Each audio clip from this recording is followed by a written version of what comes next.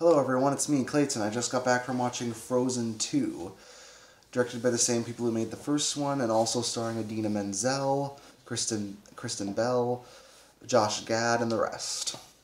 Now, the original Frozen back 6 years ago was a cultural phenomenon, becoming Disney's highest-grossing animated film of all time, and basically making an entire generation of girls fall in love with Elsa, Anna, Kristoff, Sven, Olaf, and the rest.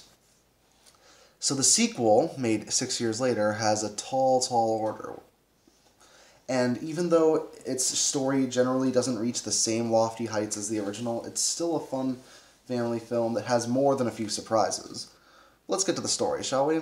The story takes place 3 years after the events of the first film, when Elsa starts hearing a mysterious voice from a place far away from Arendelle. And when crazy things start happening in her kingdom, Elsa, Anna, Kristoff, Sven, and Olaf all head to another area that has been long forgotten by them in order to discover the origins behind Elsa's powers, find out what's happening in Arendelle, and discover various aspects about the past. But that's all I'll say about the story without spoiling anything, so let's get down to the nitty-gritty of it. The story here generally appears interesting from the onset, and I'll admit most of the plot reveals did clear up some things that were left underexplored in the first film, but that can be a strength and a weakness. On one hand, I like the fact that we got more of an explanation behind Elsa's powers, behind her parents, and behind some people that we didn't know that well in the first film, and even some people who were in the background the whole time. The world building in general is pretty good, but in some cases I wish certain things were not explained. Like, they work better when you think of them as fairy tale logic, and sometimes it's best left up to your imagination, even if it is a sequel. The story itself is okay, but ultimately the script is a bit weaker than the first film. That's not to say that it doesn't have its moments. The humor is generally pretty good, and Elsa and Anna's relationship is always a joy to watch, but Kristoff seems to have been given the short end of the stick, mainly just being there to see if he's going to propose to Anna. That's kind of his shtick throughout the entire film. It does lead to a catchy song number, but I wish he had more to do. But the people that our main characters meet throughout the film, and how they relate to the universe in general, is pretty interesting.